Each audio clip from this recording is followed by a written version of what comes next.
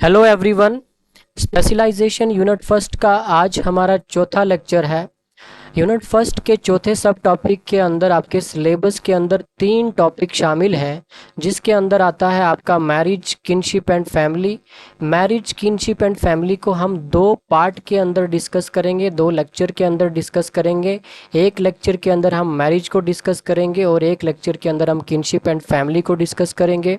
इसको 2 पार्ट के अंदर हम क्यों डिस्कस करेंगे, इसके कुछ रीज़न है। इसका सबसे बड़ा रीज़न ये है कि ये बहुत इंपॉर्टेंट टॉपिक है और इसके रिगार्डिंग आपको एग्ज़ाम के अंदर काफ़ी सवाल देखने को मिल सकते हैं।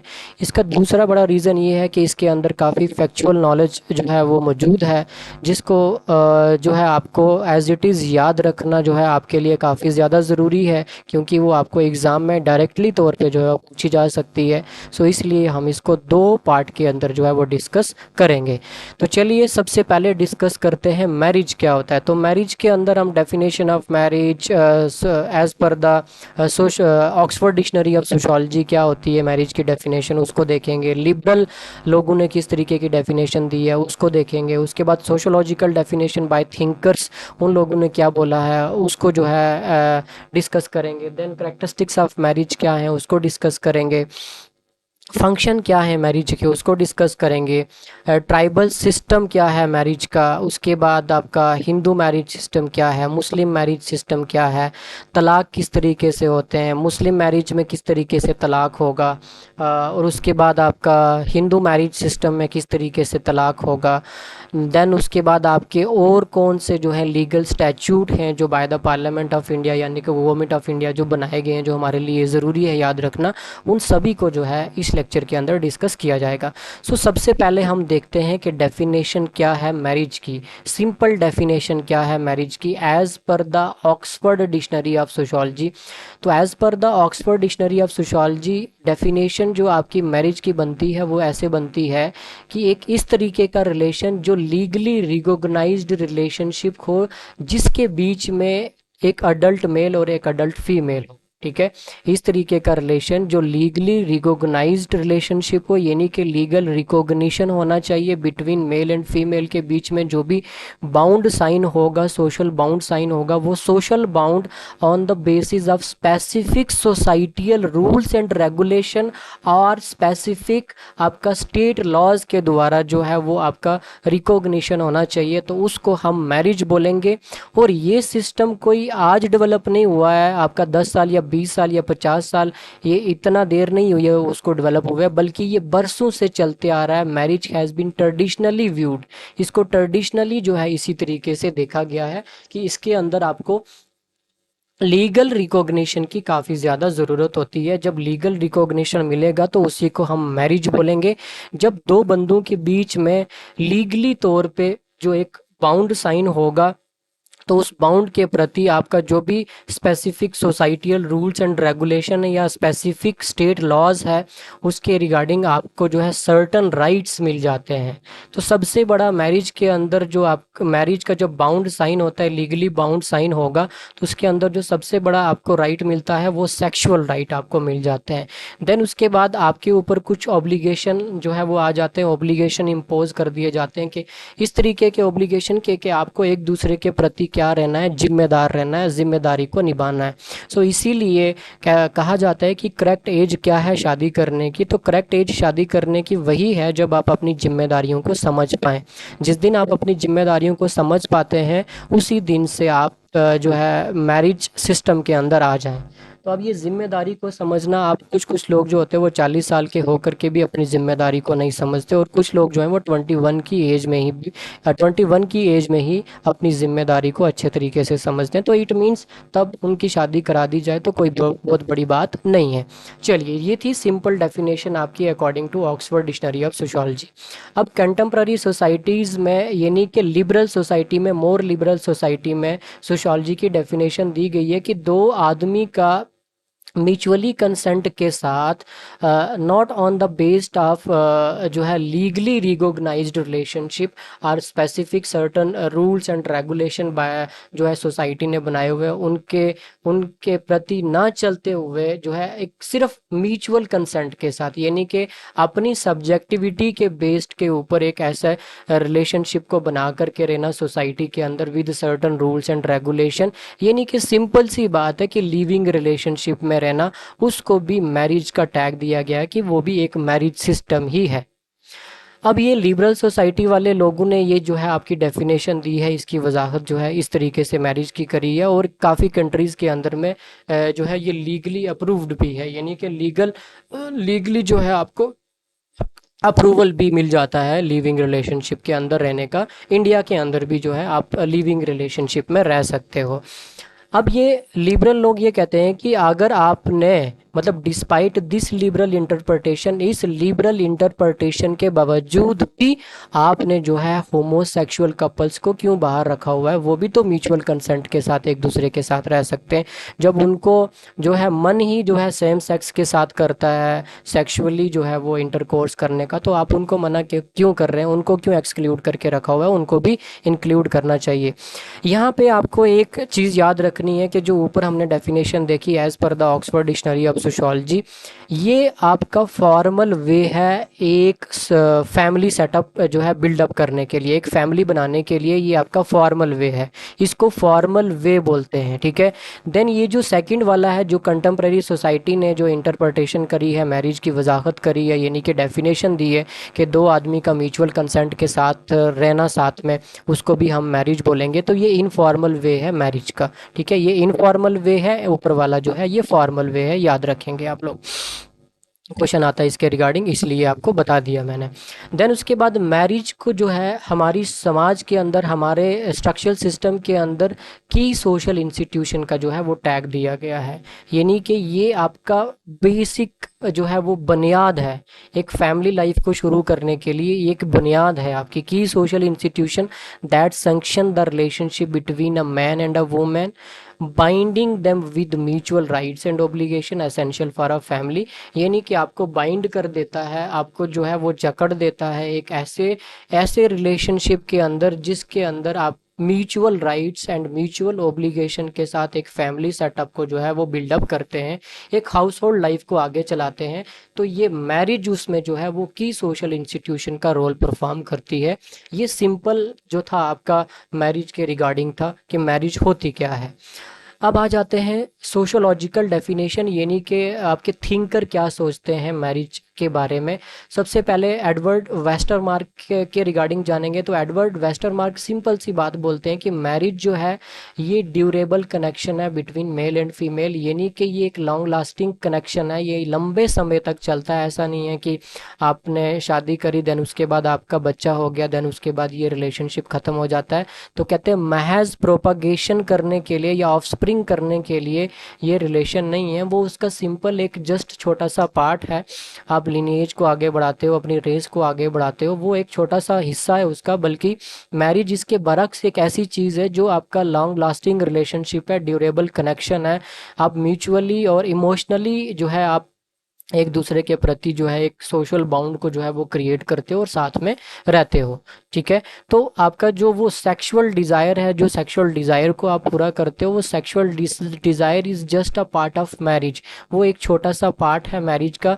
सिंपल एक अगर इन सिंपल हम बात करें तो मैरिज जो है वो अकॉर्डिंग टू वेस्टर मार्क कोई सेक्सुअल स्टेबिलिटी नहीं है। मतलब सेक्सुअल स्टेबिलिटी तो है, लेकिन सबसे बड़ी स्टेबिलिटी उसके अंदर जो होती है वो है मेंटल स्टेबिलिटी, मेंटल सेटिस्फेक्शन। सो इसीलिए वो ड्यूरेबल कनेक्शन है बिटवीन मेल एंड फीमेल। उसके बाद मेलिनीवोस्की जो है वो किस तरीके की वजाहत करते हैं। मेलिनीवोस्की कहते हैं views marriage as a contract, ये सिंपल एक कॉन्ट्रैक्ट की तरह देखते हैं। एंड कैसा कॉन्ट्रैक्ट, जिस कॉन्ट्रैक्ट के अंदर आप प्रोडक्शन करते हैं, यानी कि बच्चों की ऑफस्प्रिंग होती है, बच्चे पैदा होते हैं और उन बच्चों का मेंटेनेंस करना है, उनकी केयर करनी है, ये कॉन्ट्रैक्ट है आपका, म्यूचुअल कॉन्ट्रैक्ट है दोनों के बीच में। और आप दोनों के ऊपर लाइबिलिटीज़ आती हैं कि आप दोनों क्या करेंगे, मेहनत और मुशक्क़त करके उन बच्चों की जो है अच्छी तालीम कराएंगे, उनके अंदर जो है अच्छी तरबियत देंगे उनको, और वो आपके कल्चर को आगे जो है बढ़ाएंगे, यानी कि आप उनकी सोशलाइजेशन करेंगे, अपने कल्चर को उनके अंदर जो है इनकल्चरेट करेंगे। Emphasising its role in legitimising offspring, यानी कि एक आपका लेजिटिमेट पोजीशन मिल जाती है जो भी बच्चे होते हैं आपको, तो उसके प्रति आप एक कॉन्ट्रैक्ट साइन करते हैं, एंड दैट कॉन्ट्रैक्ट उस कॉन्ट्रैक्ट को आप क्या बोलेंगे, मैरिज बोलेंगे। ए आर रेडक्लिफ ब्रोन क्या बोलते हैं मैरिज के बारे में? ए आर रेडक्लिफ ब्रोन कहते हैं consider marriage a social arrangement. ये क्या है? एक तरीके का सोशल अरेंजमेंट है। क्या है? सोशल अरेंजमेंट है दैट गिव्स, जो बच्चे को एक लेजिटिमेट पोजीशन देता है सोसाइटी के अंदर। यानी कि आप बिना मैरिज के, अगर बिना मैरिज के भी तो बच्चे हो सकते हैं, बिना मैरिज के जो बच्चे होंगे तो उनको किसी फैमिली का नाम नहीं मिलेगा, किसी फैमिली की कोई स्पेसिफिक पोजीशन नहीं मिलेगी। सो एक बच्चे को एक लेजिटिमेट पोजीशन, एक फैमिली का नाम, एक किन का नाम, सो वो देने के लिए मैरिज जो है वो अहम रोल अदा करती है। वो एक तरीके का सोशल अरेंजमेंट है, वो आपके ग्रुप को जो है वो आगे बचा करके रखती है, प्रिजर्व करके रखती है। उसके लिए मैरिज होना बहुत ज़्यादा ज़रूरी है। हर्टन एंड हंट क्या बोलते हैं? हर्टन and Hunt, marriage is an approved social pattern.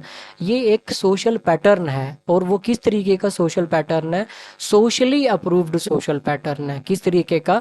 By the specific society socially approved social pattern है, जिसके प्रति आप क्या करते? एक फैमिली को एस्टेब्लिश करते, अपनी लेगेसी को एस्टेब्लिश करते, अपनी लेगेसी को आगे जो है वो दूसरी जनरेशन तक पहुंचाते हैं। उसके बाद हरिदास टी मजुमदर की जो डेफिनेशन है वो आपके हिंदू सैक्रामेंट के हिसाब से है।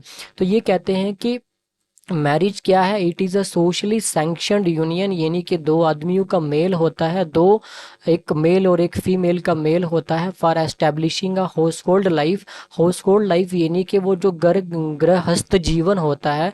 चार तरीके के आश्रम हैं आपके। पहला है आपका कौन सा आश्रम है? ब्रह्मचर्य आश्रम है, जिसमें 25 साल आपको एज अ स्टूडेंट एज गुजारना होता है।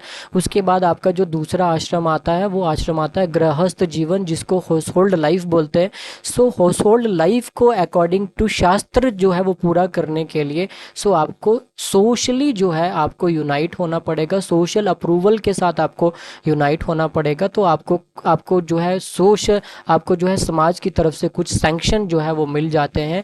देन यानी कि आप इंटर कर जाते हैं इनटू सेक्सुअल रिलेशन। सबसे पहली बात, अपने आप अपने काम डिज़ायर को, यानी कि आपके अंदर जो उत्तेजना आती है, जो डिज़ायर आते हैं, सेक्सुअल डिज़ायर, आप उनको पूरा करते हैं, तो उनके लिए आपको एक जो है वो राइट मिल जाता है बाय द शास्त्र and by the specific societal groups. और उसके बाद आप अपने जो है ऑफस्प्रिंग करते हैं, प्रोक्रिएशन करते हैं, यानी कि बच्चे जो है पैदा होते हैं, आप अपनी लिनिएज को जो है आगे जो है ले जाते हैं। एंड केयरिंग फॉर ऑफस्प्रिंग, और उन बच्चों की जो है वो केयर करनी। और प्रोक्रिएटिंग करने के लिए अकॉर्डिंग टू शास्त्र जो है वो आपका एक ऋण होता है एक बच्चे के ऊपर, यानी कि सन के ऊपर, क्योंकि आपकी जो है पैट्रियार्कल सोसाइटी जो है अकॉर्डिंग टू शास्त्र जो है वो चलाई जाती है। ये सिंपली आपका वैदिक टाइम पीरियड से ही इसी तरीके से चलता आ रहा है। तो आपका वहाँ पे जिस तरीके से अकॉर्डिंग टू शास्त्र आपको हाउस होल्ड लाइफ को, यानी कि गृहस्थ जीवन को जीना है, तो आपको मैरिज करनी पड़ेगी। उसी तरीके से प्रोक्रिएशन आपको करना ज़रूरी है, आगे अपनी संतान को पैदा करना ज़रूरी है, अपनी लेगेसी को आगे चलाना ज़रूरी है, क्योंकि आपके ऊपर कर्ज है, यानी कि आप पितर ऋण अदा कर रहे हैं। क्या अदा कर रहे हैं? पितर ऋण अदा करते हैं। चार तरीके के ऋण अदा करने पड़ते हैं आपको। गुरु ऋण होता है, देव ऋण होता है, पितर ऋण होता है। तो आपको पितर ऋण जो है उसको जो है आपको पूरा करना है, तो उसके लिए आपको प्रोक्रिएशन करना पड़ेगा। तो प्रोक्रिएशन करने के लिए आपको मैरिज करना पड़ेगी अकॉर्डिंग टू शास्त्र। और उसके बाद बच्चों की केयर करनी है। वो जो चार गृहस्थ जीव, चार तरीके के आश्रम है, उन आश्रम से उन बच्चों को भी गुजारना है। ये आपकी ड्यूटी है, रिस्पॉन्सिबिलिटी है। उसके बाद करेक्टरिस्टिक्स ऑफ मैरिज क्या है? करेक्टरिस्टिक्स ऑफ मैरिज सिंपल बात है, specific relationship between two individual of opposite sex. ठीक है, मेल और फीमेल के बीच में एक स्पेसिफिक रिलेशन बिल्डअप होता है, ये इसका मेन करेक्टरिस्टिक्स है। और आपको जो है वो लीगल राइट्स मिल जाते हैं, सोशली अप्रूव्ड राइट्स मिल जाते हैं, और आप क्या कर सकते हैं? इंटरकोर्स कर सकते हैं। An institution regulating sexual relationship, एक ऐसा इंस्टीट्यूशन जो रेगुलेट करता है आपके डिज़ायर पूरा करने के लिए। किस तरीके के डिज़ायर? जो आपके अंदर उत्तेजना आती है, सेक्सुअली उत्तेजना आती है, उस उत्तेजना को पूरा करने के लिए आपको जो है मैरिज करना पड़ेगा। इस तरीके का इंस्टीट्यूशन है ये, और ये इसका करेक्टरिस्टिक्स है। ज़रूरी है प्रोक्रिएशन करने के लिए, और अकॉर्डिंग टू शास्त्र जो है पितर ऋण को अदा करने के लिए ज़रूरी है। सोशलाइजिंग चिल्ड्रन, बच्चों को सोशलाइज करने के लिए अगर आप मैरिज नहीं करेंगे, एक well well system of family establish नहीं करेंगे, तो बच्चे तो वैसे भी होंगे, बिना शादी के भी होंगे, लेकिन उनकी सोशलाइजेशन नहीं होगी। उनकी वो जो एक आपका समाज बनेगा, तब वो समाज इस तरीके का बनेगा कि हर जगह पे हर ग्रुप के अंदर जो है, आपका ग्रुप के अंदर ही काफ़ी सारे ग्रुप बन जाएंगे और सोसाइटी जो है चरमरा जाएगी। ठीक है, तो सोशलाइजेशन ये नहीं कि आपको अपनी लिगेसी लेजिटिमेसी को आगे ले जाना है, तो उसके लिए आपको मैरिज करनी ज़रूरी है, एसेंशियल है। म्यूचुअल लव एंड केयर जो है इसको बिल्डअप करती है, एंड इकोनॉमिक कॉपरेशन। सबसे बड़ी बात है कि जो आपका डिवीजन ऑफ लेबर है उसको ऑर्गेनाइज करती है marriage. That is the characteristics of marriage. उसके बाद अडहर्स टू कस्टम्स एंड लॉज, जो भी आपके स्पेसिफिक कस्टमरी लॉज होते हैं, यानी कि बाय द सोसाइटी जो बनाए गए होते हैं, आपके बाय द कम्युनिटी जो बनाए गए होते हैं, तो उनको भी अडहर्स करती है आपका ये सोशल इंस्टीट्यूशन। और उसके बाद जो स्पेसिफिक लॉज होते हैं, आप जिस स्टेट के अंदर, जिस ट्रिब्यूटरीज के अंदर आप रहते हैं, जिस डिमार्केशन लाइन के अंदर आप रह रहे होते हैं, तो उन लॉज को भी आपको जो है मानना पड़ेगा, अडहर्स करना पड़ेगा। तो आप मैरिज के थ्रू ही उनको अडहर्स कर सकते हो, ये नहीं कि आप फिर जो है वो गलत तरीके से किसी के साथ सेक्सुअल रिलेशन नहीं बनाओगे, जो कि लॉज के अंदर फॉरबिडन करा गया है। जो लॉज के अंदर जो है वो अगर आप वैसा कुछ करते हैं तो आपको सज़ा भी हो सकती है। Often involves religious activities and rituals, तो ये अकॉर्डिंग टू शास्त्र जो है आपको रिलीजियस एक्टिविटीज़ और रिचुअल्स को, पितर ऋण आप तभी पूरा कर सकते हो जब आप मैरिज करोगे। गृहस्थ जीवन तभी जी पाओगे जब आप मैरिज करोगे। तो उन फिर उसके बाद कुछ आपके यज्ञ होते हैं, और वो यज्ञ यज्ञ मतलब कुछ सेक्रीफाइस होते हैं, कुछ पूजा होती हैं आपकी, कुछ ऐसी पूजा होती हैं जिसके अंदर बीवी का होना ज़रूरी है। एक मेल जो है वो पूजा करवाता है, तो उस मेल की उस पूजा के अंदर जो है फीमेल का होना ज़रूरी है। सो इसलिए मैरिज करना भी ज़रूरी है अकॉर्डिंग टू हिंदू शास्त्र। फंक्शन ऑफ मैरिज क्या है? फंक्शन ऑफ मैरिज ये है कि बायोलॉजिकल फंक्शन है इसका, इकोनॉमिक फंक्शन है, सोशल फंक्शन है, एजुकेशनल फंक्शन है। तो बायोलॉजिकल फंक्शन यानी कि इंश्योरिटी मिल जाती है आपको, परमानेंट मेटिंग पेयर मिल जाता है, और आप सेक्सुअली जो है इंटरकोर्स आराम से कर सकते हो, आपको राइट्स मिल जाता है, कोई आपको रोकेगा नहीं, और वो फॉरबिडन भी नहीं है। और उसके बाद सबसे बड़ी बात कि ह्यूमन रेस को आप आगे ले जाते हो, बायोलॉजिकल जो है ये एक कनेक्शन है। और उसके बाद सबसे बड़ी बात ये है कि साइकोलॉजिकल सेटिस्फेक्शन मिलता है, यानी कि मेंटल सेटिस्फेक्शन मिलता है आपको। ठीक है, जब आपके यहाँ पे बच्चे पैदा होते हैं तो उन बच्चों को देख देख करके आप जीते हैं। ठीक है, वही आपके लिए सब कुछ हो जाते हैं, तो एक मेंटल सेटिस्फेक्शन मिलता है आपका, एक लॉन्ग ड्यूरेबल रिलेशनशिप है ये। उसके बाद आपका इकोनॉमिक फंक्शन क्या है? ऑर्गेनाइज हो जाता है, डिवीजन ऑफ लेबर जो है ये ऑर्गेनाइज हो जाता है। तब यहाँ पे आप ये नहीं बोलते कि नहीं ये लड़की है वो लड़का है, उसको ये वाले जो हैं वो रिसोर्सेज मिले, उसको वो वाले रिसोर्सेज मिले, तो आप ये बात ही नहीं करते।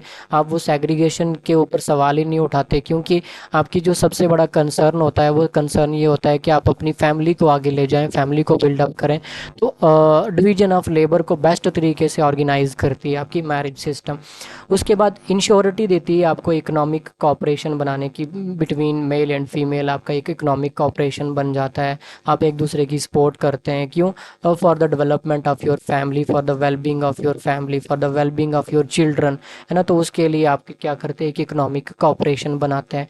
And support survival and accountability, और एक दूसरे के प्रति क्या होते हैं, सपोर्टिव होते हैं और अकाउंटेबल बनते हैं, अकाउंटेबिलिटी को शो करते हैं, आप रिस्पॉन्सिबल होते हैं। सबसे बड़ी बात सोशल फंक्शन क्या है? Social function fulfil the desire to perpetuate one's family line, अपनी फैमिली लाइन को आगे बढ़ाते हैं। सबसे बड़ा डिज़ायर तो इंसान के अंदर यही है कि उसका बच्चा हो, उसकी फैमिली की जो लेगेसी है वो आगे चले, उसकी नस्लें जो हैं आगे तक जाएं, वो अपनी नस्लों के लिए दुआएं करता है। तो ऑफ कोर्स इंसान के अंदर जो है ये एक डिज़ायर है कि उसका जो आगे नस्ल है वो दूर तक जानी चाहिए, तो उसका नस्ल का बोलबाला होना चाहिए। Forms person to person relation, और एक आप जो ग्रुप के अंदर एक रिलेशन बिल्डअप करते हैं, जब अलाइंस बनाते हैं, तो आपका एक सोशल फंक्शन जो है ये जो है परफॉर्म करती है मैरिज। आप दूसरे ग्रुप के साथ अलाइंस बनाएंगे, वो भी आपके रिश्तेदार बन जाते हैं, और एक आपका स्ट्रॉन्ग किन सिस्टम बनता है, स्ट्रॉन्ग ग्रुपिंग हो जाती है आपकी, कनेक्ट्स किन ग्रुप। एक दूसरे किन ग्रुप को क्या करते हैं, आप अपने साथ जोड़ते हैं, तो दूसरा गोत्र भी आपके साथ जुड़ जाता है तो एक स्ट्रांग जो है वो बाउंडेशन बन जाता है, अलाइंस बन जाता है, फिर लड़ेंगे नहीं आप। उसके बाद एजुकेशनल फंक्शन ये है कि interest the care and protection of offspring. अगर आप एजुकेशन देंगे तभी तो, मतलब एजुकेटेड जो आपके माँ बाप होते हैं तो आगे बच्चे भी देखे कि देखो कितनी तहजीब वाले होते हैं, तमद्दुन वाले होते हैं ना। तो सबसे बड़ी बात है कि आप अपना जो कल्चर है उसको जो है एजुकेट करते, इनकल्चरेट करते, अपने जो बच्चे होते हैं उनके अंदर अपनी तरबियत को जो है उनके अंदर डालते हैं। तो जिस तरीके के आप होते हैं उसी तरीके के आपके आगे बच्चे होते हैं, आपकी नस्लें भी वैसी जो है आगे होती हैं। चलिए, उसके बाद forms and types of marriage. सबसे बड़ी जो कॉमन फॉर्म है मैरिज की वो है मोनोगेमी। तो मोनोगेमी के अंदर डेफिनेशन क्या आप सभी को पता है, उसके बीच में एक मर्द होता है और एक औरत होता है। दैट इज, औरत होता नहीं है, होती है। ठीक है। चलिए, तो एक मर्द और एक औरत, तो that is monogamy, very common form of marriage. हर जगह पे जो है इसको अपनाया जाता है और मेनली यही देखने को मिलती है हमको दुनिया के अंदर। और सबसे बड़ी जो कॉमन फॉर्म ऑफ मोनोगेमी है वो है सोशल मोनोगेमी। वो किस तरीके की मोनोगेमी है? सोशल मोनोगेमी, यानी कि कपल्स इकट्ठे रहते हैं, इंटीमेट करते हैं and cooperate in acquiring resources, और डिवीजन ऑफ लेबर का सही तरीके से ऑर्गेनाइज होता है और एक म्यूचुअल कॉपरेशन बनाते हैं रिसोर्सेज को एक्वायर करने के लिए। फिर आप ये नहीं बात करेंगे कि इनको कम मिला या इनको ज़्यादा मिला, तो एक कॉपरेशन बिल्डअप हो जाता है। That is a kind of social monogamy, जिसको काफ़ी सारे जो आपके सोशोलॉजिस्ट हैं जैसे फ्रेडरिच एंजल्स है, मार्क्स है, इन लोगों ने जो है सोशल मोनोगेमी को भी क्या किया है, इसको क्रिटिसाइज़ किया है। ठीक है, आपकी इस कॉपरेशन को जो है, ये कॉपरेट नहीं बिल्डअप होना चाहिए, वो आपका प्राइवेट प्रॉपर्टी का जो है वो मसला नहीं आना चाहिए। अगर आप इस तरीके का कॉपरेशन बनाएंगे तो इट मीन्स रिसोर्सेज को लेकर के, तो इट मीन्स वो जो सोशल एलिमेंट है, आपका सोशलिज्म वाला एलिमेंट है, वो ख़त्म हो जाएगा। तो इसलिए इसको टारगेट किया गया है। तो social monogamy is a common form of marriage.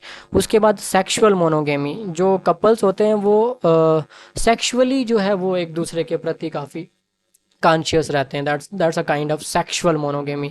ठीक है, दोनों पार्टनर जो है वो अपने अलावा जो है किसी और दूसरे पार्टनर को, उसके पहले भी नहीं कोई पार्टनर होना चाहिए। ठीक है, मतलब मैरिज के पहले का भी कोई पार्टनर नहीं होना चाहिए, मतलब किसी के साथ आपके सेक्सुअली जो है वो रिलेशन बिल्डअप नहीं हुए होने चाहिए, और उसके बाद भी नहीं। तो आप एक दूसरे के प्रति सेक्सुअली काफ़ी ज़्यादा क्या रहते हैं, कनेक्टेड रहते हैं एंड काफ़ी कॉन्शियस रहते हैं। और उसके बाद genetic monogamy. So genetic monogamy is also the part of social monogamy, जिसके अंदर पार्टनर क्या होते हैं, partner only have offsprings with each other. ठीक है, सिर्फ ऑफस्प्रिंग के लिए जो है आप शादी करते हैं। अब कभी कभी ये वाला शादी जो है, आपका कोई आदमी जो है वो शादी नहीं करना चाहता, ये नहीं कि वो अपनी रिस्पॉन्सिबिलिटी को निभाना नहीं चाहता, तो सिंपली उसको जो है उसकी शादी इसलिए कराई जाती है कि चलो यार ऑफस्प्रिंग हो जाए, मतलब बच्चे हो जाएं, तो देन आपका लीगेसी आगे चले। बाकी वो इतने जो है रिस्पॉन्सिबल नहीं होते हैं एक दूसरे के प्रति। तो जब बच्चा हो जाता है तो मेनली आपका, आप देखते हैं कि काफ़ी सारी लेडीज़ का डाइवर्स भी हो जाता है। ठीक है, वो इसलिए इसको जो है आपका अलग करके रखा हुआ है। So social monogamy is also a part of, so genetic monogamy is also part of social monogamy. उसके बाद है serial monogamy. So serial monogamy, one sexual partner at a time, मतलब एक टाइम में सिंगल सेक्सुअल पार्टनर होना चाहिए। ठीक है, एक टाइम में सिंगल सेक्सुअल पार्टनर होना चाहिए, but multiple partner over a life time. उसके बाद अपनी ज़िंदगी में आप जितने मर्जी पार्टनर के साथ जो है वो सेक्सुअली जो है इंटरकोर्स करो या रिलेशन बनाओ, कोई फ़र्क नहीं पड़ता। यानी कि सिंपल इसके लिए एग्जांपल ये है कि एक आदमी जो है उसने शादी करी, यहाँ पे जम्मू कश्मीर के अंदर शादी करी, देन कुछ देर वो यहाँ पे रहा, तो उसके बाद उसने अपनी बीवी के साथ इंटरकोर्स किया। जब तक वो यहाँ पे है तो कोई दूसरा बंदा जो है उनके बीच में नहीं आ सकता।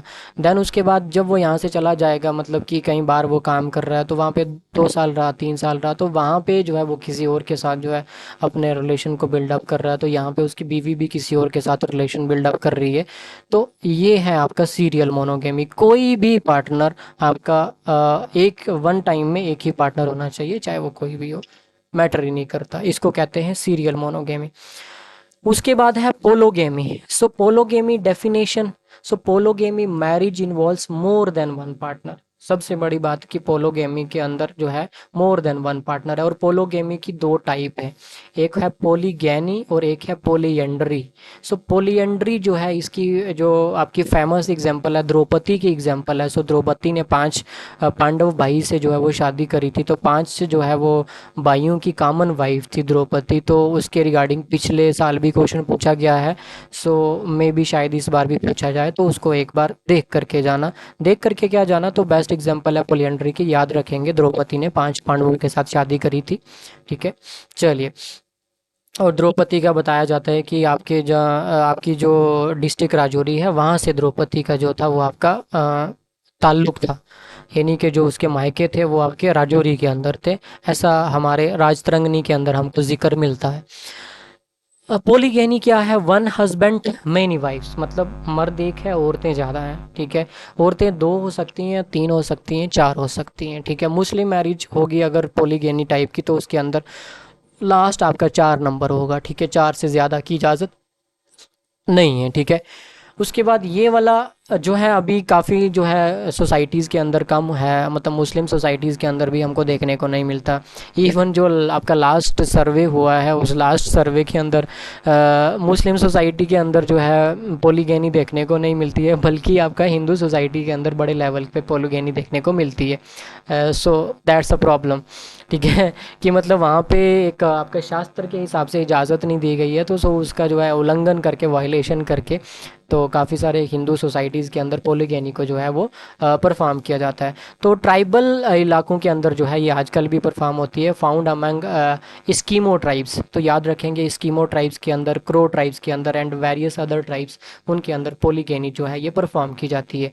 पोलियंड्री, पोलियंड्री की बेस्ट एग्जांपल द्रौपदी ने 5 पांडव के साथ शादी करी थी, तो यहाँ पे बीवी एक ही होती है और आपके जो हस्बैंड होते हैं वो 2 या 2 से ज़्यादा भी हो सकते हैं। रेयर फाउंड अमंग, काफ़ी रेयर है, बहुत कम देखने को मिलती है। वैदिक सोसाइटी के अंदर देखने को मिलती थी, लेकिन उसके बाद इंडियन सोसाइटी में ये हमको कहीं पे देखने को नहीं मिलती है, कुछ ट्राइबल इलाकों को छोड़ करके। तो मेनली आपके मॉर्क्यूसन्स ट्राइब्स जो है पोलिनेशिया का, इसके अंदर हमको देखने को मिलती है। उसके बाद निम्ब ट्राइब जो है, निम्ब बुशमैन ट्राइब्स जो है इसके अंदर देखने को मिलती है, एंड वेरियस अदर ट्राइब्स इनके अंदर पोलियंड्री जो है मैरिज देखने को मिलती है। उसके बाद group marriage. So group marriage is also a kind of जो है मैरिज, बट इसको मैरिज का स्टेटस काफ़ी सारे सोशोलॉजिस्ट के द्वारा जो है वो देखने को नहीं मिलता। इसको एक वायलेंस बोला गया है कि group marriage is not a marriage at all, but एक कम्युनल वायलेंस है ये, एक तरीके का वायलेंस, एक तरीके का रेप है ये। ठीक है, एक group of man marriage a group of women. तो एक ग्रुप है जो मैन का, एक पूरा जो ग्रुप है वो एक पूरे ग्रुप के साथ जो है शादी करता है, देन वो इंटरकोर्स करते हैं, किसी के साथ भी वो इंटरकोर्स करते हैं। ऐसा नहीं है कि सिलेक्टेड लड़की है, सिलेक्टेड लड़का है कि उसके साथ ही आपको इंटरकोर्स करना है, जिसके साथ आप मर्जी करें। एक पूरा ग्रुप है, जिसके साथ आपको मन करता है तो उसी के साथ आप इंटरकोर्स करें।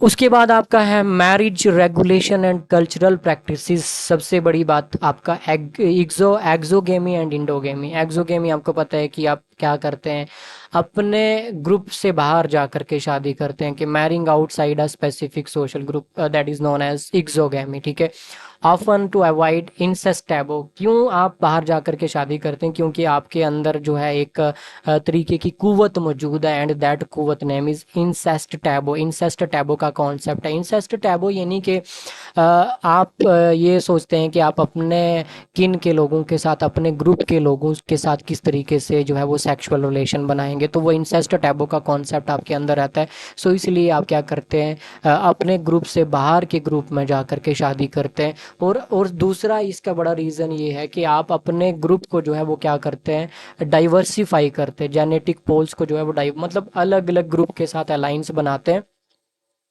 और मतलब अपने जो एक रिलेशन है उस रिलेशन को बड़ा कर देते हैं, डाइवर्सिफाई कर देते हैं। और डाइवर्सिफाई जो रिलेशन होता है, जो आपका ग्रुप होता है, वो एक्चुअली में जो आपका डेवलप करता है। जिस तरीके से इंडिया है एक डाइवर्स कंट्री है, तो इंडिया का जैसा एग्जांपल आपको दुनिया में कहीं देखने को नहीं मिलेगा। सो जहाँ पे डाइवर्सिटी होगी वो एक्चुअली में एक जो है आपका खतरनाक जो है वो एक सोसाइटी होती है। उसके बाद endogamy. So endogamy marrying with in a specific social group. ठीक है।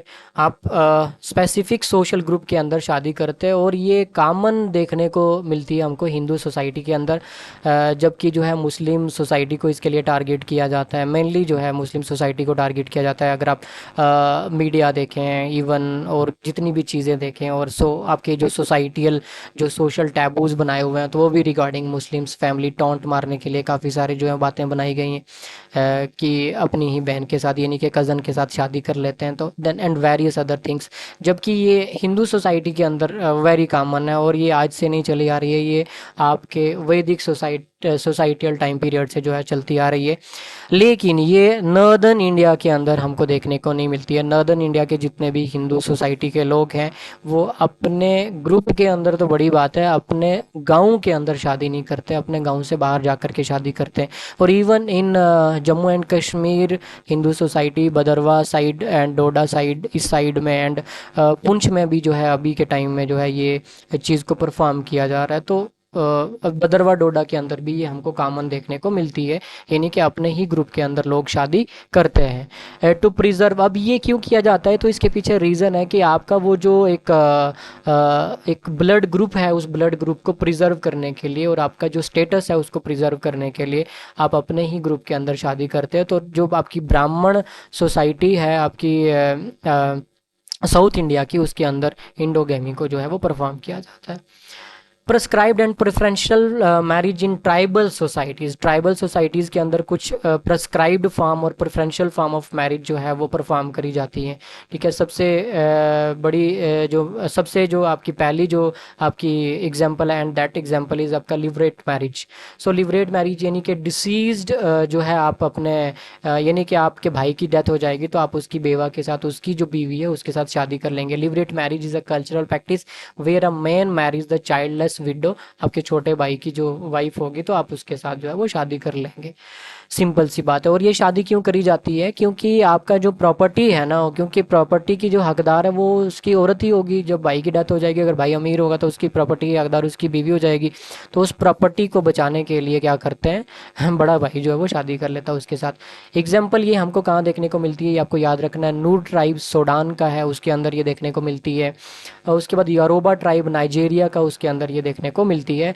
मतलब बड़े फॉर्म के अंदर जो है ये मैरिज को जो है परफॉर्म किया जाता है। उसके बाद सोरेट मैरिज, सोरेट मैरिज जो है ये आपकी इसी का कंट्रास्टिंग पोजीशन है।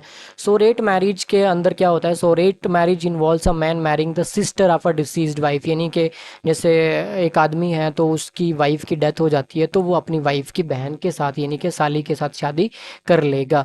एग्जाम्पल इसकी क्या है, एग्जाम्पल कौन कौन से ट्राइब है, हुप्पी ट्राइब है यूएसए का, उसके अंदर इस कल्चर को परफॉर्म किया जाता है। Hopi culture sororate marriage help to strengthen familial bounds and ensure the care of children and property. इसलिए कि आपकी प्रॉपर्टी और आपके बच्चे को जो है, सबसे बड़ी बात जो है, बच्चे को जो है उसको इंश्योरिटी मिल जाए, और मतलब वो जो बच्चों की मौसी होगी तो वो अपना अपना समझ करके उनको पालेगी। अगर किसी और के साथ शादी हो जाएगी तो बच्चे जो हैं वो रुल जाएंगे। ठीक है। चलिए, तो बच्चे रुल ना जाएं तो इसलिए जो है ये शादी को परफॉर्म किया जाता है। जुल्लू ट्राइब के अंदर परफॉर्म किया जाता है, and that tribes in South Africa. The Zulu में practice sororate marriage to maintain familial alliance, familial alliance को बचाने के लिए जो है इस शादी को किया जाता है, and provide stability for children. और सबसे बड़ी दोनों की जगह पे जो है आपका अलाइंस को स्ट्रेंथन करने के लिए, फैमिलियल बाउंड्स को स्ट्रेंथन करने के लिए, और सबसे बड़ी बात आपका बच्चों को जो है उनके बारे में जो है वो सोचा जाता है। सो इसलिए सोरेट मैरिज को परफॉर्म किया जाता है। उसके बाद हाइपरगेमी और अनोलोम। हाइपरगेमी यानी कि बड़ी कास्ट का बंदा जो है वो छोटी कास्ट की लड़की के साथ शादी करता है, और ये कॉमन देखने को मिलता है हमको कुछ सोसाइटीज़ के अंदर। ठीक है। और ये इसलिए होता है क्योंकि एज अ लेबर जो है आपके छोटे कास्ट के लोगों को जो है वो यूज़ किया जाता है, क्योंकि एक आदमी को जो है वो ज़्यादा मैरिज करनी है, देन उसके बाद अब ज़्यादा मैरिज इसलिए करना है क्योंकि अपना दबदबा जो है वो अपना जो है वो बताना चाहता है सोसाइटी को, और साथ में जो है वो छोटे लोगों के साथ एक अलाइंस जो है वो बिल्डअप करके रखे, अलाइंस बना करके रखे, मतलब ताकि देखो कि बड़े आदमी ने तुम्हारे साथ शादी कर ली है तो वो अपना जो पोजीशन है, जो वो आपका दबदबा है, उस दबदबे को सिक्योर करने के लिए आप छोटी जात के या छोटे वर्ग के लोगों के साथ जो है वो अलाइंस बना करके शादी करते हैं, और उनको जो है एज अ लेबर फोर्स जो है वो यूज़ किया जाता है। That is hypergamy. And hypergamy जो है इंडियन सोसाइटी के अंदर हमको जो है ये देखने को मिलती है, एंड मेनली आपका जो ट्राइबल सोसाइटी है उसके अंदर देखने को मिलती है। एग्जाम्पल ट्राइब्स इसके अंदर क्या है? एग्जाम्पल ट्राइब है आपका राजपूत। राजपूत इंडियन मतलब राजपूत फैमिलीज, उसके अंदर जो है ये अलाइंस हमको देखने को मिलते हैं। मुगल टाइम्स के अंदर भी अगर आप देखेंगे तो आपको ये मुस्लिम और राजपूत के बीच में जो है ये आपके फैमिली अलाइंस देखने को मिलते हैं। जैसे औरंगज़ेब की जो मदर है वो भी आपकी राजपूत है, शाहजहां की मदर है वो भी राजपूत है ना। तो ये आपको जहांगीर की जो मदर है, जहांगीर के नान के जितने भी हैं सारे वो मतलब राजपूत फैमिली से आते हैं। तो ये अलाइंस आपको वहाँ पे भी देखने को मिलता है, एंड आपके छोटी और बड़ी जाति के अंदर भी ये अलाइंस देखने को मिलेगा। उसके बाद इंडिया के अंदर जो ट्राइब है जिसके अंदर ये आजकल फॉलो करी जाती है, that is Bhil tribe. Among the Bhils hypergamy can occur but is less common due to strict caste boundaries. ठीक है, तो लेस कॉमन है आपकी because of strict caste boundaries के चलते जो है आपके इसको जो है लेस कॉमन जो है वो मतलब लेसली जो है परफॉर्म करी जाती है, लेकिन परफॉर्म करी जाती है। उसके बाद हाइपोगेमी प्रतिलोम। हाइपोगेमी प्रतिलोम यानी कि कोई लड़की जो है आपकी लो कास्ट की लड़की जो है वो मैरी कर ले हाई कास्ट के लड़के के साथ। ठीक है, लो कास्ट लड़का जो है वो हाई कास्ट की लड़की के साथ जो है वो शादी कर ले, और ट्रेडिशनली इसको जो है डिस्करेज किया गया, बैन किया गया है।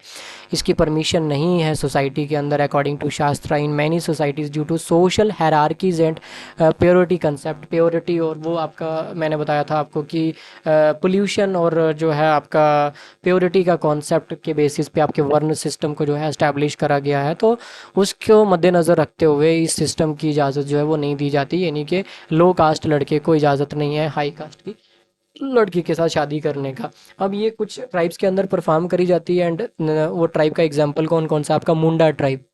मुंडा ट्राइब इंडिया के अंदर, Munda tribes traditionally discourage hypogamy to maintain social stratification and cultural purity. लेकिन आपका यहाँ पे जो है इसको डिस्करेज किया जाता है ट्रेडिशनली, लेकिन परफॉर्म भी किया जाता है मुंडा ट्राइब के अंदर।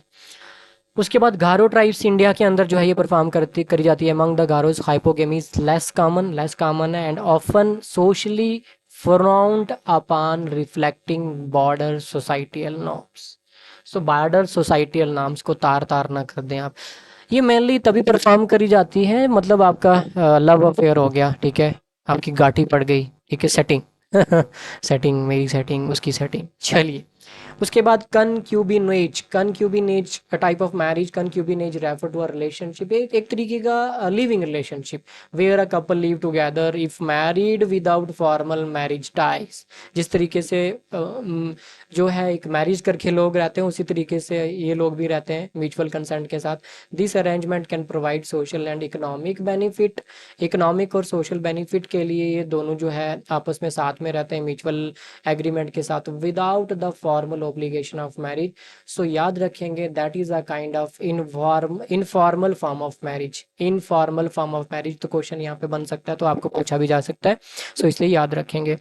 डिंका tribe South India, South Sudan का जो है उसके अंदर ये परफॉर्म करी जाती है। Among the डिंका concubinage allows men to expand their families and workforce without the full social obligation of formal marriage। ठीक है, तो मतलब सीधी सी बात है, लेबर सिस्टम के लिए आपको जो है वो उस रिलेशनशिप को आप बना देते हैं। मतलब यहाँ पे क्या है, सोशल और इकोनॉमिक बेनिफिट के लिए।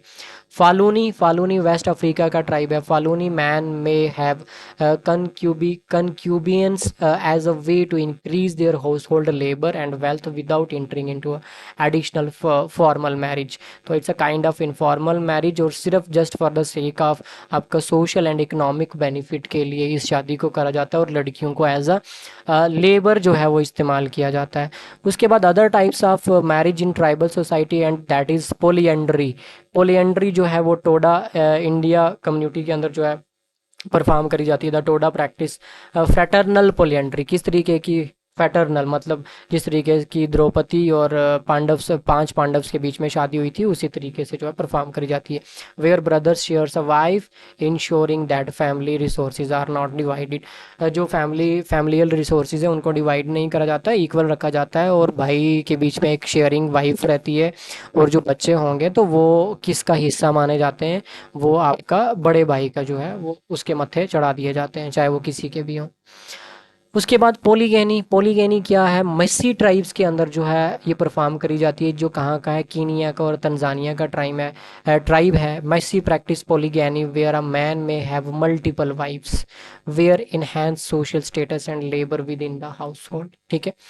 उसके बाद गूस्ट मैरिज, एक मैरिज होती है and that's a kind of ghost marriage, जो नूर सोडान ट्राइब के अंदर जो है परफॉर्म करी जाती है। इन एडिशन, ये एक एडिशनल फॉर्म है किसका, लिवरेट मैरिज का। Nuer practice ghost marriage where a women marriage in the name of deceased man. Women marriage, यहाँ पे कौन शादी करती है, वुमेन शादी करती है in the name of deceased man, अपने जो है जो उसका पति मर जाता है, to produce heirs of him, ताकि उसके बच्चे को जो है वो क्या करा जा सके, मतलब उसकी संतान को आगे बढ़ाया जा सके, सिंपल बात है। वुमेन टू वुमेन मैरिज, एक वुमेन टू वुमेन मैरिज होती है जो नंदी कीनिया ट्राइब के अंदर होती है। Among the Nandi women to women marriage allows a women to take a younger women as a wife. ठीक है।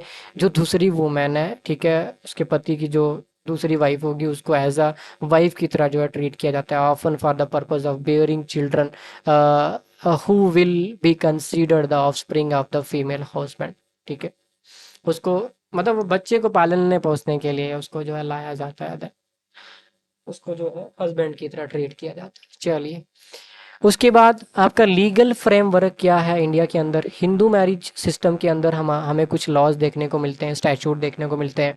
The first one is Hindu marriage act. तो हिंदू मैरिज जितनी भी होगी वो हिंदू मैरिज एक्ट 1955 के अंडर ही होगी। इसके अंदर सिख कम्युनिटी भी आएगी, जैन कम्युनिटी भी आएगी, बुद्धिस्ट कम्युनिटी भी आएगी, ये सारी कम्युनिटीज़ इसके अंदर आएंगी। मुस्लिम को छोड़ करके, बुद्धिस्ट सॉरी आपका क्रिश्चियन कम्युनिटी को छोड़ करके, एंड उसके बाद आपका जुडाइज़म को छोड़ करके हिंदू, उसके बाद बुद्धिस्ट, उसके बाद जैन, उसके बाद सिख, ये सारे के सारे का जितना भी आपका जो मैरिज सिस्टम होगा वो आपका हिंदू मैरिज एक्ट के हिसाब से होगा। Governs marriage among Hindus outlining condition rights and grounds for divorce, simple सी बात है। उसके बाद हिंदू सक्सेशन एक्ट 1956, यानी कि आपको जो प्रॉपर्टी राइट्स देना है, इनहेरिटेंस देना है, बच्चों को आगे प्रोवाइड करना है, तो उसको किस तरीके से प्रोवाइड करेंगे, तो उसको आपके हिंदू सक्सेशन एक्ट के थ्रू जो है परफॉर्म किया जाता है। स्पेशल मैरिज एक्ट, यानी कि अगर आप हिंदू हैं तो आपको किसी मुस्लिम के साथ शादी करनी है, तो आपको जो है आपकी जो मैरिज होगी वो हिंदू मैरिज एक्ट के हिसाब से नहीं होगी बल्कि स्पेशल मैरिज एक्ट के हिसाब से होगी। अगर आप मुस्लिम भी हैं, अगर आप मुस्लिम हैं तो आप किसी हिंदू के साथ शादी करना चाहते हैं तो वहाँ पे भी स्पेशल मैरिज एक्ट के हिसाब से जो है शादी करी जाएगी। Allows marriage between individual of different religion. Family courts act 1984, family court system जो है वो एस्टैब्लिश करा गया, उसके लिए जो है एक स्टैचूट बनाया गया, that statute name is family court act 1984। जो भी फैमिली के मसले होंगे उसको जो है रिजॉल्व किया जाएगा, छोटे मोटे डिस्प्यूट, जैसे नमक ज़्यादा डाल दिया, दाल आज अच्छी नहीं थी, फलाना ढिमकाना वगैरह वगैरह, उन डिस्प्यूट्स को, छोटे मोटे डिस्प्यूट्स को फैमिली कोर्ट के अंदर जो है सॉल्व किया जाता है। उसके बाद मुस्लिम मैरिज के अंदर, तो मुस्लिम मैरिज के अंदर कुछ स्टैचूट एंड दैट इज़ शरीयत एप्लीकेशन एक्ट 1937। 1937 के अंदर, 1937 के अंदर शरीयत एप्लीकेशन एक्ट जो है इसको पास किया गया था, that applies the Islamic law to Muslim personal affairs, यानी कि मुस्लिम फ़िक को, मुस्लिम जूरिस्प्रूडेंस को जो है इसके अंदर डाला गया कि अकॉर्डिंग टू मुस्लिम लॉ जो है आपके फैमिली सिस्टम को जो है वो परफॉर्म किया जाएगा, फैमिली सिस्टम को एस्टैब्लिश किया जाएगा।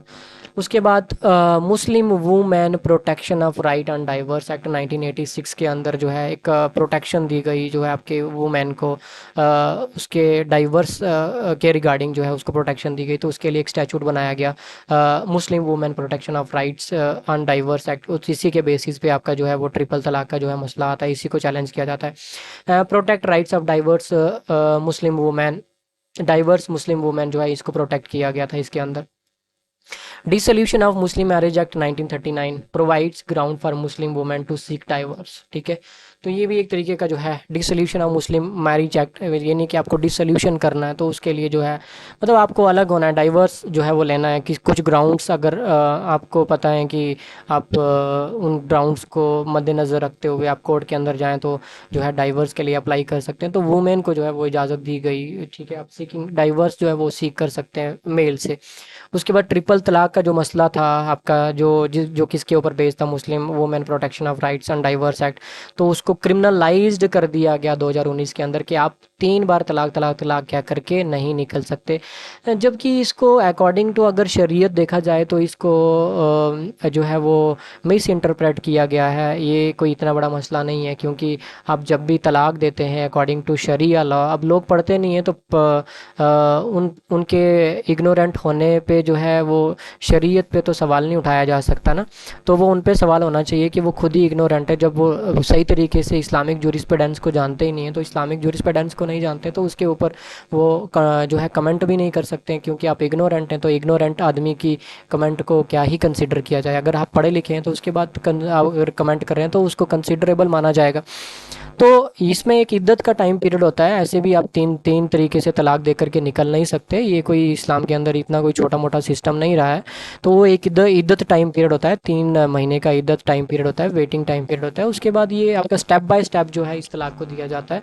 तो वो आपका तलाक होने तक काफ़ी सारे जो फैमिलियल रिलेशन है वो दोबारा से री हो जाते हैं, तो आपके वो तलाक होता ही नहीं है। तो मेनली जो है इसको मुस्लिम्स के द्वारा भी जो है इसको मिस इंटरप्रेट किया गया एंड अदर सोसाइटीज़ के द्वारा भी इसको मिस इंटरप्रेट किया गया। तो जिसकी वजह से गवर्नमेंट ऑफ इंडिया ने 2019 के अंदर ट्रिपल तलाक एक्ट पास किया और क्रिमिनलाइज्ड कर दिया के ट्रिपल तलाक सिस्टम को।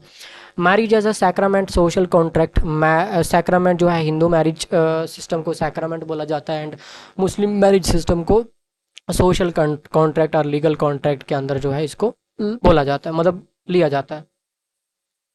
Hindu marriage considered as a sacrament aiming at fulfilling religious duties, जो मैंने ऊपर आपको बताई कि आप पितर इनको जो है वो कर्जा अदा करते हैं, अपने बाप का कर्जा जो है वो अदा करते हैं आगे लीनिएज को ले जा करके।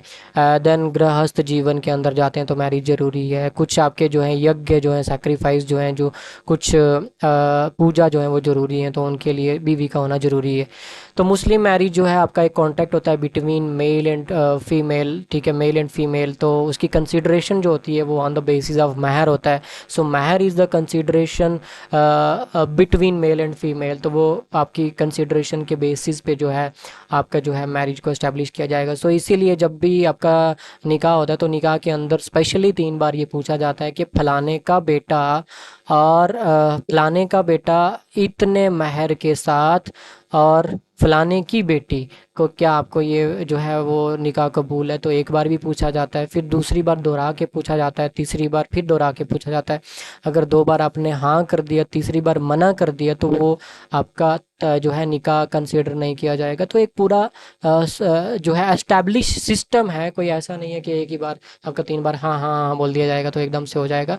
पूरा एक सिस्टमैटिकली बोला जाता है। तो महर का बीच में इतने महर के साथ जो है एक जो काजी होता है वो काजी दोहराता है कि इतने महर के साथ क्या तुम्हें ये निकाह कबूल है। तो वो महर इज़ द कंसीडरेशन होता है। महर मतलब कि महर जो है कंसीडर एक्चुअली में जो आपका लीगल कॉन्ट्रैक्ट के बीच में कंसीडरेशन होती है, so consideration is in the form of money. So महर जो है वो एक तरीके से पैसा ही है।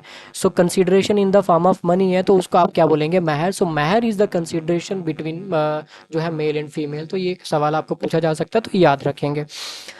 स्पेसिफिक कैटेगरीज जो हैं आपके जो है वो निकाह की होती हैं। वैलिड कॉन्ट्रैक्ट होता है आपका, वाइड कॉन्ट्रैक्ट होता है और इरेगुलर कॉन्ट्रैक्ट होता है। सेम उसी तरीके से जिस तरीके से आपका लॉ सिस्टम के अंदर होता है वैलिड कॉन्ट्रैक्ट, वाइड कॉन्ट्रैक्ट। अगर लॉ ऑफ प्रॉपर्टी पढ़ेंगे, लॉ ऑफ कॉन्ट्रैक्ट पढ़ेंगे तो आपको ये सारी चीज़ें देखने को वहाँ पे मिलेंगी। फॉर्म्स ऑफ हिंदू मैरिज, तो हिंदू मैरिज की कुछ फॉर्म्स हैं, जैसे ब्रह्म विवाह है, देव विवाह है। ब्रह्म विवाह जो है आइडियल फॉर्म ऑफ मैरिज मानी जाती है।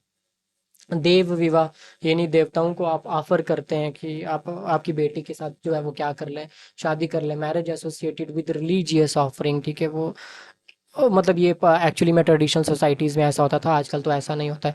उसके बाद आर्ष विवाह। आर्ष विवाह जो है वो, अगर कोई सेज, कोई जो आपका ऋषि है, तो अगर वो शादी करना चाहे तो वो किसी को ऑफर करेगा, तो अगर वो ऑफर एक्सेप्ट कर लिया जाता है देन आपकी शादी हो जाती है। That is a kind of आर्ष विवाह। प्रजापति विवाह। सो प्रजापति विवाह मॉडिफाइड फॉर्म है किसकी, ब्रह्म विवाह की। उसके बाद असुर विवाह। असुर विवाह यानी कि आप जो लड़की है उसकी प्राइस अदा करते हैं, कीमत अदा करते हैं, तो उसके साथ शादी कर लेते हैं। गंधर्व विवाह। ये गंधर्व विवाह is a form of love marriage. अगर आपको मोहब्बत हो गई है किसी के साथ तो आप शादी करते हैं, दैट्स अ काइंड ऑफ गंधर्व विवाह। और गंधर्व विवाह की ट्रेडिशनल हिंदू स्क्रिप्चर के अकॉर्डिंगली इजाज़त नहीं है। राक्षस विवाह, भाग ले जाता है, कैप्चर कर लेता है लड़की को और शादी कर लेता है। पेशाच विवाह, least acceptable form of marriage. पेशाच is a least acceptable form of marriage. उसके बाद form of Muslim marriage. Muslim marriage के अंदर निकाह। सो निकाह is a valid form of marriage, legal contract between husband and wife. और निकाह की कुछ किस्में हैं, जैसे सही निकाह अगर होगा तो सही निकाह को आप वैलिड कॉन्ट्रैक्ट बोलेंगे। बातिल निकाह, बातिल निकाह को आप वाइड कॉन्ट्रैक्ट बोलेंगे। ऐसा कॉन्ट्रैक्ट, शादी तो हुई है आपकी, लेकिन आपने कुछ चीज़ों को क्या करा है, वायलेट कर रहा है, मतलब कुछ लॉज को आपने क्या करा है, वायलेट कर रहा है, तो उस तरीके का निकाह उसको वाइड कॉन्ट्रैक्ट बोलेंगे। यानी कि कुछ आपके लॉज जो हैं उसके ऊपर ये उतरता नहीं है, that is a kind of बातिल निकाह। उसके बाद फासिद निकाह। फासिद निकाह irregular contract under temporary prohibition. ठीक है। उसके बाद मुता। मुता is a kind of marriage, जो आपका एक निकाह किया जाता था स्पेसिफिक टाइम पीरियड के लिए। That is prevalent in Shia communities. और शिया कम्युनिटीज़ में भी एक कम्युनिटीज़ है, दैट इज़ आपका राफजीज, राफजी और ख्वारजी और राफजी जो हैं आपके, उनके अंदर जो है इसको परफॉर्म किया जाता है। तो वो लोग परफॉर्म करते थे। मेनली आपके इंडियन शिया कम्युनिटी के अंदर हमको ये देखने को नहीं मिलती है। महर डॉवर मैंडेटरी फॉर्म है, वो आपका मैंने बता दिया, कंसिडरेशन है, और ये फंडामेंटल है, ज़रूरी है, और लड़की का हक है, ये हक अदा करना पड़ता है।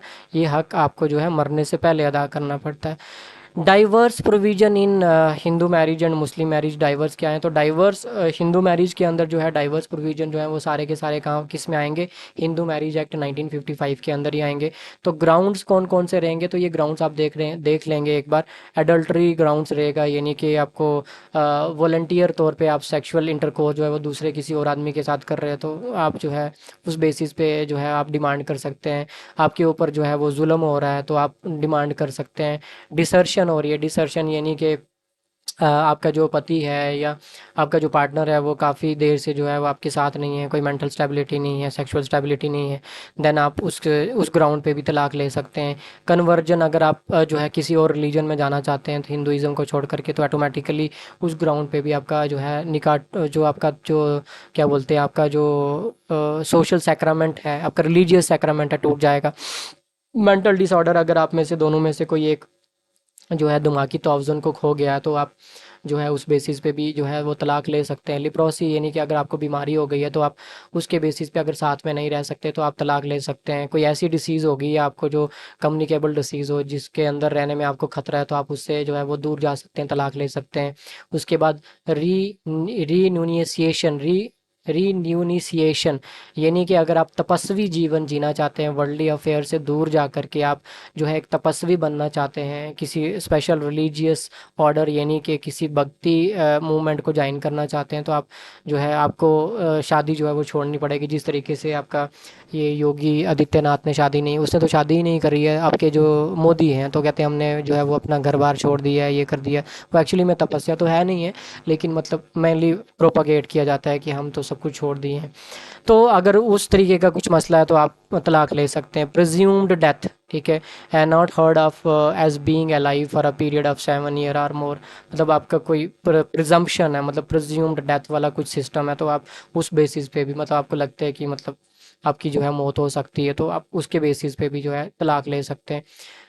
No resumption, resumption or cohabitation after a decree of judicial separation there has been a no resumption of cohabitation for a period of, मतलब आपका फैमिली कोर्ट में मसला चल रहा है तो आपको डिक्री भी मिल गई है सेपरेशन होने की, सेपरेट होकर के रहते हैं आप, तो फिर उसके बाद 1 साल से ज़्यादा का पीरियड हो जाता है, देन उसके बेसिस पे भी आप ले सकते हैं तलाक। no restitution of conjugal rights after a decree for a restitution of a conjugal rights that has been no restitution of conjugal rights for a period of, वही सेम बात है, रिपीट कर रहा है, ठीक है। तो नहीं साथ में रह सकते हैं, 1 साल से ज़्यादा का वक्त हो गया तो देन आप जा सकते हैं।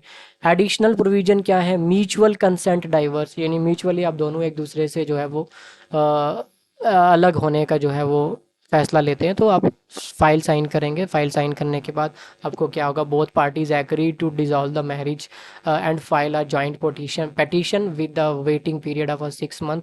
तो आपको 6 महीने वेट करना पड़ेगा, which can be waived in certain cases. उसके बाद Muslim marriage and divorce provision क्या है, तो मुस्लिम मैरिज के जो डाइवर्स प्रोविजन है वो किसके अंदर देखे जाएंगे, मुस्लिम पर्सनल लॉ शरीयत application act 1937 and the dissolution of marriage act 1939, ठीक है, याद रखेंगे। Types of diverse under Muslim law किस तरीके के होते हैं, बाय हस्बैंड, अगर हस्बैंड तलाक देगा तो किस तरीके के तलाक देगा, तलाक सुन्नत, तलाक सुन्नत जिसको बोला जाता है अप्रूव्ड फॉर्म ऑफ तलाक, ठीक है। उसमें 2 तरीके के तलाक सुन्नत में 2 तरीके के तलाक होंगे, एहसान होगा, हसन होगा। एहसान मतलब कि मोस्ट अप्रूव्ड फॉर्म ऑफ तलाक, अब उसके बाद हसन होगा अप्रूव्ड फॉर्म ऑफ तलाक। हस्बैंड प्रनोंस तलाक वंस ड्यूरिंग द वाइफ इद्दत period, waiting period, waiting period कौन सा बताया गया, following her menstrual cycle, abstaining from intercourse during this period. इन 3 महीने के ये जो 3 महीने का पीरियड होगा, इन 3 महीने में जो पति है वो पत्नी से दूर रहेगा, ठीक है, रहेगा। इद्दत टाइम पीरियड होता है, वेटिंग टाइम पीरियड होता है, तो इसको मोस्ट अप्रूव्ड फॉर्म ऑफ तलाक बोलते हैं। उसके बाद हसन, हस्बैंड प्रनोंस तलाक 3 टाइम्स इन सक्सेसिव तुहर्स, ठीक है। मैंसुरेशनल साइकिल, मैंसुरेशनल साइकिल में 3 तरीके का तलाक जो है वो आपका बोलेगा, लेकिन 1-1 महीने का फ़र्क दे करके, 1-1 महीने का फ़र्क दे करके, ठीक है। तो 3 टाइम जो है वो तलाक करेगा, तो उस तरीके से भी आपका अप्रूव्ड जो है वो तलाक हो जाएगा, दैट इज़ क्रिमिनलाइज्ड इन आपका जो है वो 2019 के अंदर, याद रखेंगे। तलाक बिद्दत, तलाक बिद्दत क्या है, ट्रिपल तलाक, ठीक है, सॉरी वो वाला हसन तलाक नहीं, हसन तलाक अगर 3 आपका जो है इद्दत टाइम पीरियड को जो है देख करके जो है उस साइकिल्स के अंदर उसका होगा, तो वो आपका अप्रूव्ड फॉर्म है, सॉरी। तलाक बिद्आत, तलाक बिद्आत क्या है, ट्रिपल तलाक इंस्टेनियस फॉर्म, ठीक है। प्रोनाउंसमेंट ऑफ तलाक 3 times in 1 sitting, now band in India since the Muslim women protection of right on marriage act 2019, याद रखेंगे किसके अंदर इसको जो बैन किया गया, एक स्टैचूट बनाया गया, and that statute name is Muslim women protection of right on marriage act 2019, ठीक है। बाय वाइफ, वाइफ किस तरीके के तलाक जो है वो ले सकती है, तलाक तफवीज़, तलाक तफवीज़, if the husband has delegated the power of pronouncing talaq to the wife she can exercise it। अगर हस्बैंड ये पावर देता है अपनी बीवी को कि आप मुझे तलाक दे सकती हैं, ठीक है, देन वो इस पावर को एक्सरसाइज करेगी, उसको बोलते हैं तलाक तफवीज़। उसके बाद म्यूचुअल कंसेंट के साथ, मुबारत और खुला के साथ जो है, खुला, ठीक है, मुबारत और खुला के साथ जो है तलाक हो, म्यूचुअल कंसेंट के साथ तलाक हो, उसको भी परफॉर्म करती है कौन, औरत। मुबारत क्या है, mutual agreement between husband and wife to divorce, ठीक है, जिस तरीके से आपका ऊपर हिंदू मैरिज सिस्टम में म्यूचुअल एग्रीमेंट के फिर 6 महीने का वेट करना है तो आपका तलाक हो जाएगा। खुला क्या है, खुला wife initiate divorce by returning the dower, महर जो कंसिडरेशन हुआ था ना उसको आपको क्या करना पड़ेगा, अगर वाइफ जो है इनिशिएट कर रही है, याद रखेंगे अगर वाइफ इनिशिएट कर रही है, वाइफ ये स्टेप उठा रही है कि उसको तलाक लेना है, तो उसको महर यानी कि जो आपका कंसिडरेशन हुआ था, कॉन्ट्रैक्ट हुआ था आपका महर in the form of consideration, उसको आपको क्या करना पड़ेगा, वापस करना पड़ेगा, और other agreed compensation to the husband, ठीक है। और उसके अलावा जो भी एग्रीड कंपनसेशन है वो भी जो है आपके हस्बैंड को देना पड़ेगा, जो भी कंडीशन होंगी तो वो कंडीशन माननी पड़ेंगी, उसके बेसिस पे आप तलाक ले सकते हैं अपने हस्बैंड से। उसके बाद जुडिशल डाइवर्स फसक, Grounds include husband cruelty, impotence, insanity, failure to provide maintenance, or any other valid reason recognized by Islamic law, and the dissolution of marriage, Muslim Marriage Act 1939। तो इस इन तरीक़ों में से कोई भी अगर आपका कुछ ग्राउंड बनता है तो आप जो लड़की है वो तलाक़ के लिए जो है वो फ़ाइल कर सकते हैं। अंडर आपका आर्टिकल, अंडर स्टैचूट कौन सा है आपका? Islamic law in dissolution of Muslim marriage act 1939। Ground and diverse under the solution, कौन कौन से ग्राउंड हैं जिसके बेसिस पे आप जो है मुस्लिम मैरिज एक्ट 1939 के हिसाब से जो है तलाक ले सकते हैं? ये नीचे दिए गए। Husband where abouts unknown for 4 year, ठीक है, 4 साल से जो है ज़्यादा का वक्त हो गया, तो जैसे आपके हाजी चले जाते हैं तो 15-15 साल आते ही नहीं है, तो उस बेसिस पे भी जो है आपका तलाक लिया जा सकता है। Husband failure to provide maintenance, लगभग 2 साल तक आपने जो है मेंटेन नहीं किया बच्चों को, जो है वो बीवी को जो है पैसे नहीं प्रोवाइड किया आपने, ठीक है, उसका ध्यान नहीं रखा, रिस्पॉन्सिबल नहीं हुए आपके, आप रिस्पॉन्सिबल नहीं हुए, देन आपको आउट किया जा सकता है। हस्बैंड इम्प्रेशनमेंट फॉर 7 ईयर और मोर, अगर आपके हस्बैंड ने कोई क्रिमिनल एक्ट कर दिया तो 7 साल की सज़ा हो गई, तो 7 साल से ज़्यादा का टाइम पीरियड अगर उसकी आपकी सज़ा है तो आपकी जो वाइफ है तो उस बेसिस पे तलाक ले सकती है, ये इस्लामिक लॉ के अंडर आएगा।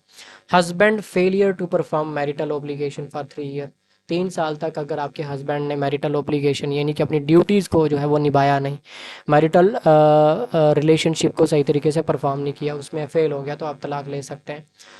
उसके बाद हस्बैंड इम्पोर्टेंस, अगर हस्बैंड जो है वो इम्पोर्टेंस मतलब इम्पोर्टेंस टाइप यानी कि आपका जो है वो अलग तरीके की एक्टिविटीज़ कर रहा है आपके साथ, मेंटल टॉर्चर या कुछ इस तरीके का जो है आपका आपके साथ जो है वो बिहेव कर रहा है, देन उस बेसिस पे भी आप क्या कर सकते हैं? तलाक ले सकते हैं। Husband insanity or suffering from leprosy or वेनिन वेनिरल डिसीजेज फॉर 2 ईयर, मतलब कम्युनिकेबल डिसीज हो, लेप्रोसी हो, जैसे ऊपर दिया गया था आपका, उस तरीके का अगर आपका कोई मसला है तो आप इस्लामिक लॉ के तहत आप तलाक ले सकते हैं। अगर आपके ऊपर तशद्दुद किया जाता है तो भी आप तलाक ले सकते हैं, including physical abuse, association with women of ill repute, forcing the women wife into immoral acts in the form of sexual desire, ठीक है, सेक्सुअल इंटरकोर्स करने के लिए आप जो है इमोरल एक्ट्स का जो है उसकी डिमांड करें, और obstruction of her religious practice, ठीक है, उसको रिलीजियस प्रैक्टिस जो है मतलब उसके रिलीजियस प्रैक्टिस के लिए जो है आप जो है आड़े आ जाएं, तो भी आपको जो है आप जो है तलाक ले सकते हैं। Any other grounds recognised as valid under Muslim law, और इसके अलावा जितने भी ग्राउंड्स हैं तो उसके तहत आप जो है तलाक ले सकते हैं।